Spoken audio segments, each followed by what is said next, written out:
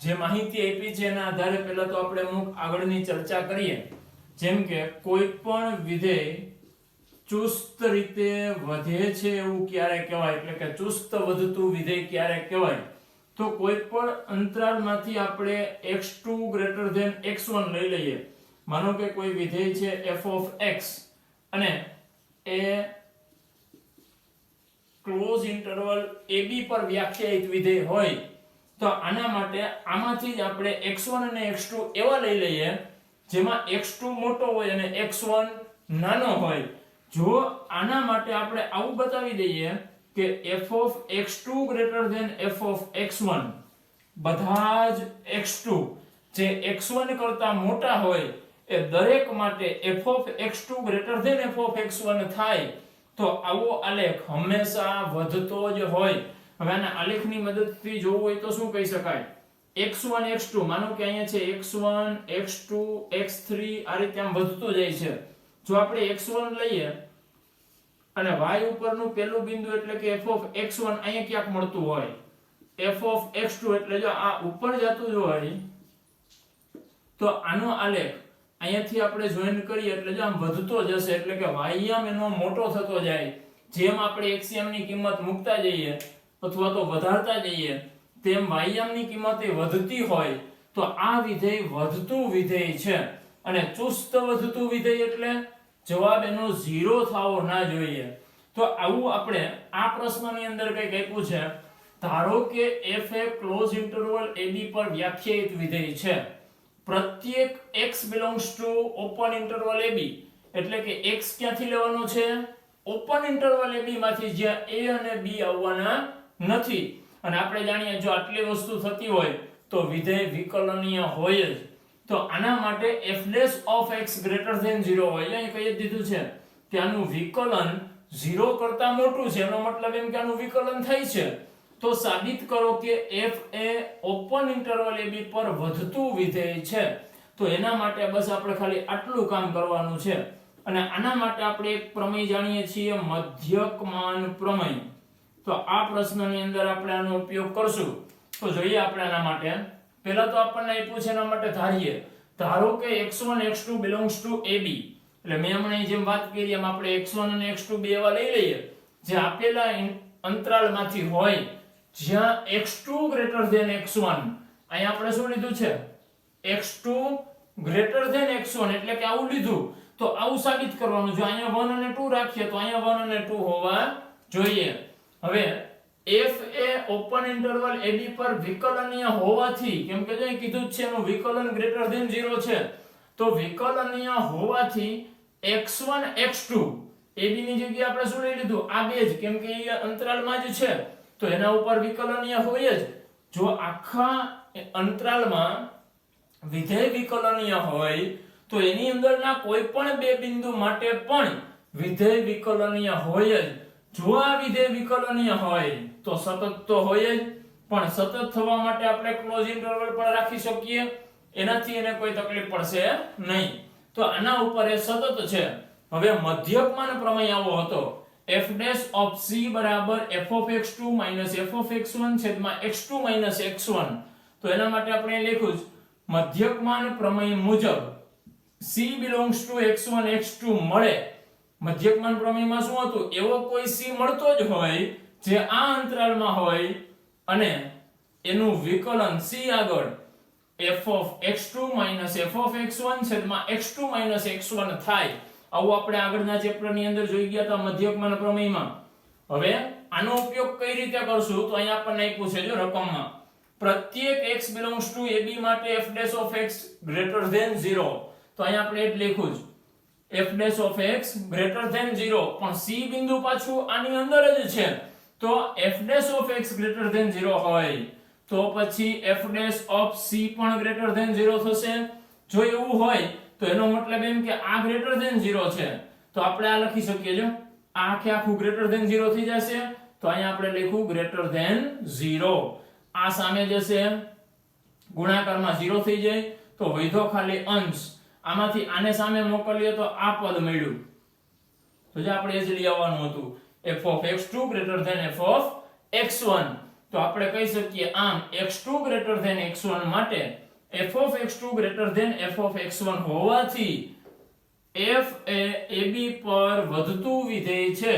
આના બદલે આપણે અહીં આમ લખી શકીએ ચુસ્ત વધતું વિધેય છે, કેમ કે આપણે ઇક્વલ ટુ ની સાઇન લીધી નથી. અહીંયા ઇક્વલ ટુ આપ્યા હોત તો ખાલી વધતું લખી શકાય, અને ખાલી ગ્રેટર ધેન આપ્યા છે એનો મતલબ એમ કે ક્યાંય 0 નહીં થાય. 0 ના થાય, ખાલી ગ્રેટર ધેન 0 હોય તો એ ચુસ્ત વધતું વિધેય બને. પ્રશ્ન નંબર 17. r ત્રિજ્યાવાળા ગોલકમાં અંતર્ગત મહત્તમ ઘનફળવાળા નળાકારની ઊંચાઈ 2r/√3 છે એમ સાબિત કરવાનું છે. તો આ ગોલક જેની ત્રિજ્યા છે કેપિટલ R, માની લો કે આપણે અહીંથી આ રેખાખંડ દોરશું તો કેન્દ્રથી અહીંયા સુધીનું માપ એટલે કેપિટલ R થશે. આની ઊંચાઈને આપણે ધારી લઈએ h અને નળાકારના પાયાની ત્રિજ્યાને આપણે રાખીએ સ્મોલ r. તો આની ઊંચાઈ એ 2r/√3 જેટલી છે એવું આપણે સાબિત કરવાનું છે. તો એના માટે નળાકારના ઘનફળને મહત્તમ બતાવવાનું છે. તો નળાકારનું ઘનફળ શું હોય? પાઈ r સ્ક્વેર h. ત્યાં નળાકારની ત્રિજ્યા હોય ને જે છે r. હવે એમાં r ને h બે ચલ છે, આપણે બેયનું કામ છે નહીં, તો એકને દૂર કરવો પડશે. તો એના માટે આપણે જો અહીંયાથી આને આમ જોડશું તો આ બરાબર વચ્ચેનું બિંદુ છે, ત્યાંથી નળાકારના પાયા સુધીની ઊંચાઈ એટલે આખી નળાકારની ઊંચાઈ કરતા આની ઊંચાઈ અડધી હોય. તો અહીંયા આપણે લખી શકીએ h/2 લખી શકશું. તો હવે આમાં પાયથાગોરસના પ્રમેય ઉપરથી r² ને કરતા બનાવી શકાય. તો લખી શકીએ આપણે આકૃતિ પરથી r² કર્ણ છે કેપિટલ R, r² - h²/4 આનો વર્ગ થશે અહીંયા. તો હવે આ r² ની કિંમત અહીં લખી શકીએ. કેપિટલ R ત્રિજ્યા હતી જે અચળ છે, તો હવે ચલ તરીકે આપણી પાસે એક h જ વધ્યો. તો હવે આપણે વિધેયને કહી શકીએ f of h. Pi r² ની જગ્યાએ આવશે capital R² - h²/4 into h, અને છૂટું પાડીએ તો પાઈ બાર એમનેમ રાખીએ આપણે અચળ છે. અહીંયા આવશે એટલે r² h - h3/4.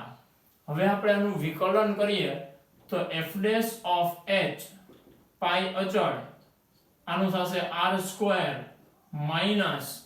3h²/4. હવે શું કરશું? આના બરાબર આપણે 0 લઈએ. f' of h બરાબર 0 લેતા શું થશે?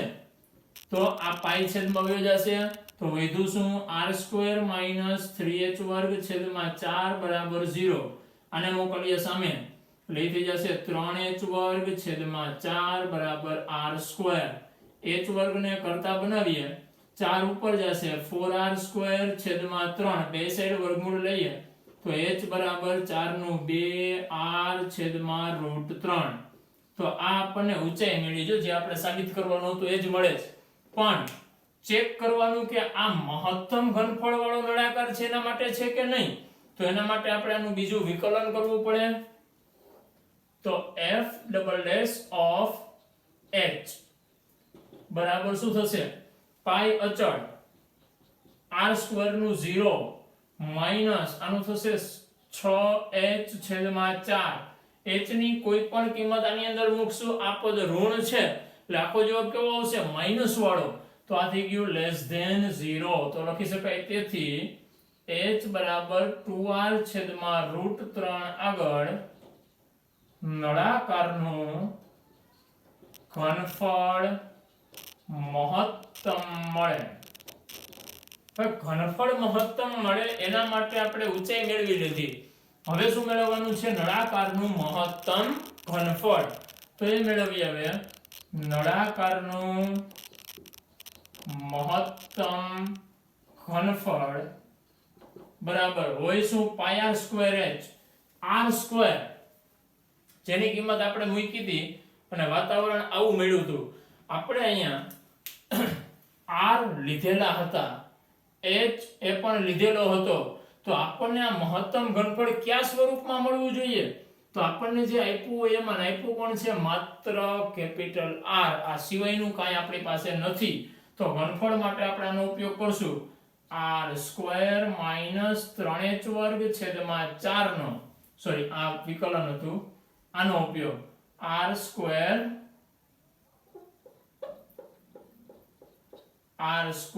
h માઇનસ h ઘન છેદમાં 4.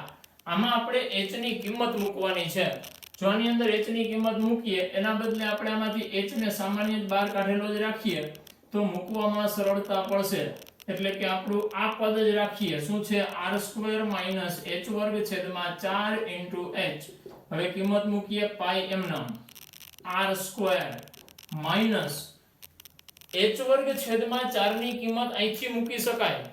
h વર્ગ ની કિંમત આનો વર્ગ કરીએ એટલે આ થશે 4r સ્ક્વેર છેદમાં 4 હતા અને આનો તગડો હજી અહીં આવશે એટલે 3 ગુણાકારમાં ઇન્ટુ અહીંયા h ની જગ્યાએ શું આવશે?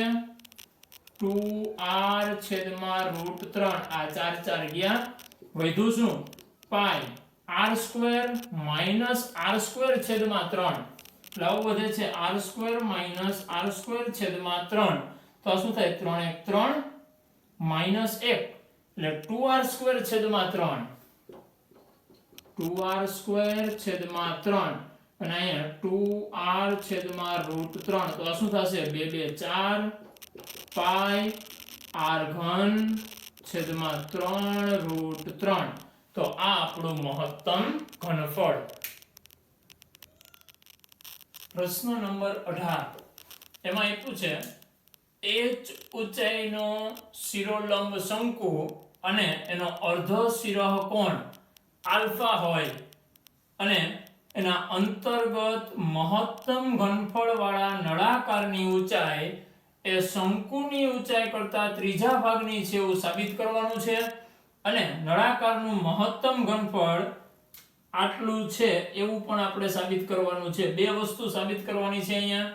એક, નળાકારની ઊંચાઈ શંકુની ઊંચાઈ કરતા ત્રીજા ભાગની છે અને બીજું એનું ઘનફળ આવું છે એમ.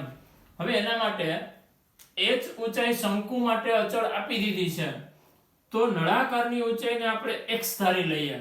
તો આટલું માપ x થયું, આખું h હતું તો ઉપરનું અહીંયાથી અહીં સુધીનું માપ શું થશે? h માઇનસ x થશે. આખું h, એમાંથી આટલું x બાદ કર્યું આપણે.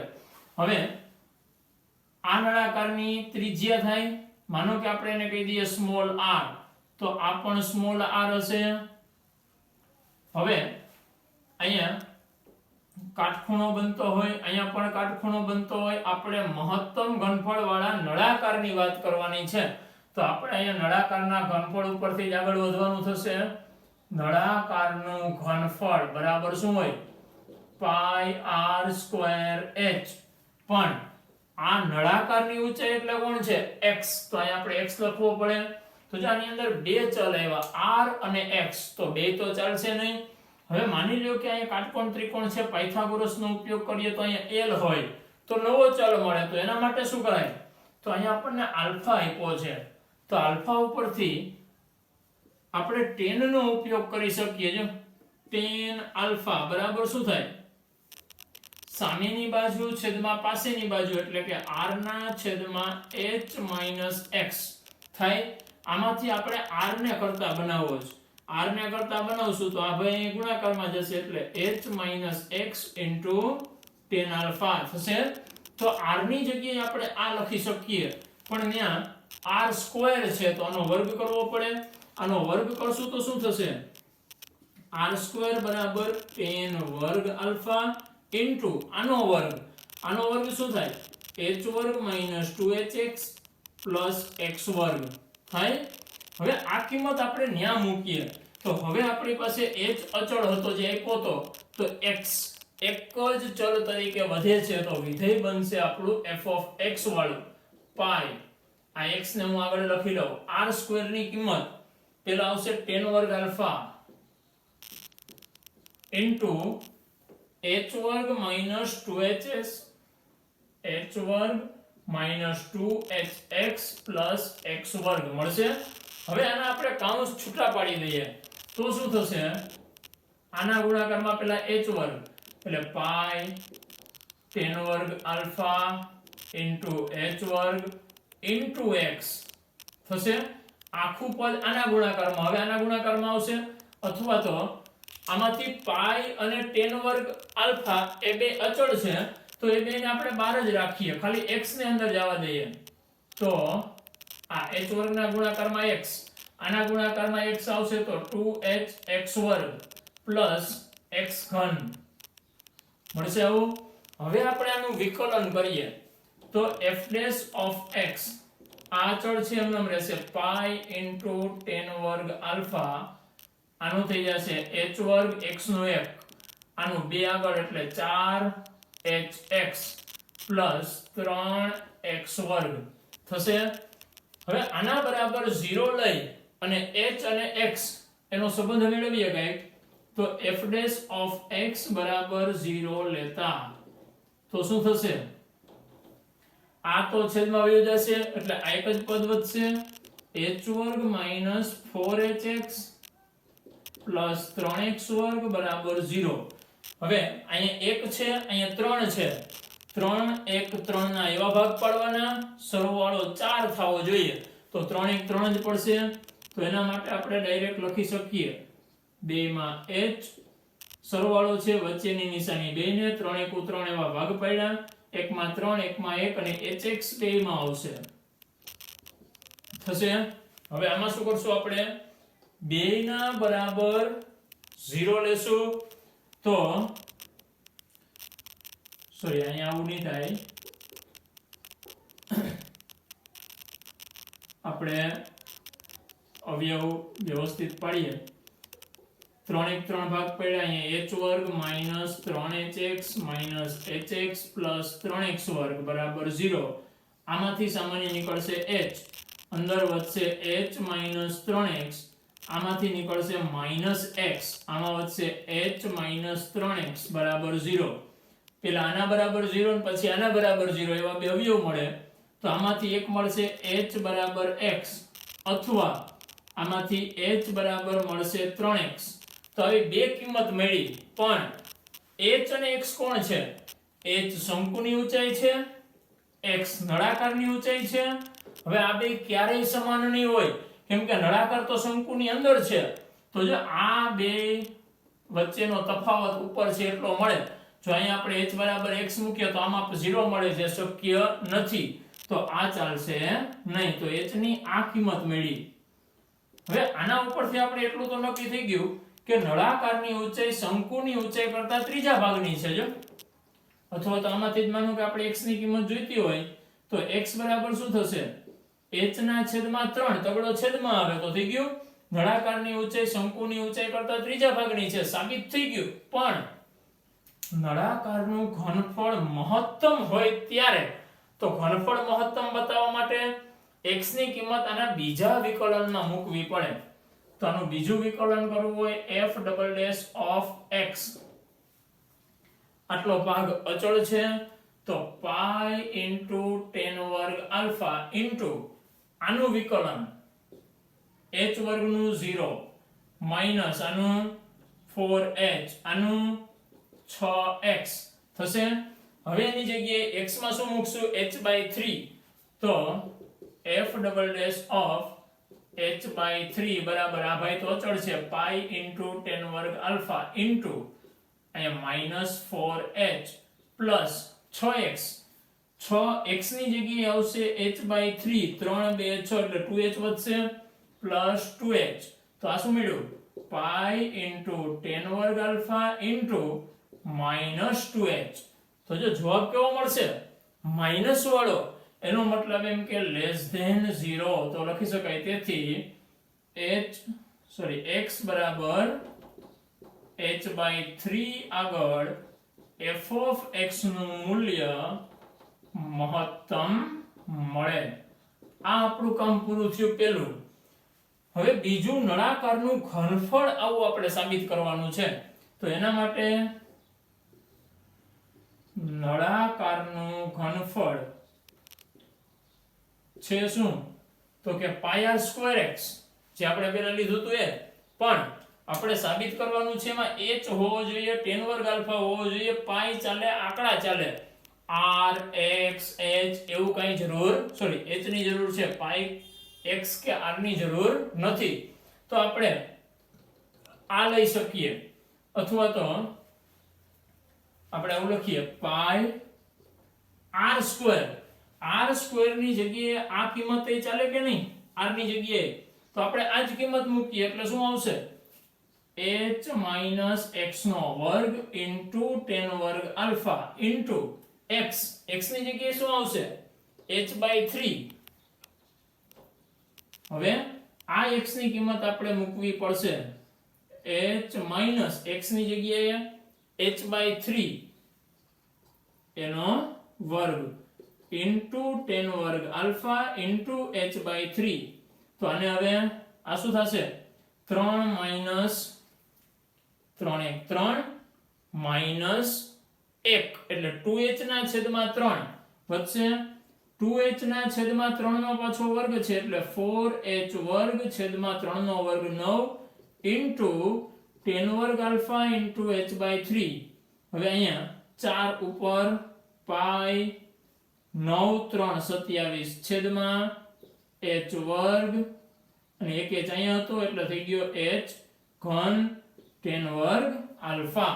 તો આ જે આપણે સાબિત કરવાનું હતું એ મહત્તમ ઘનફળ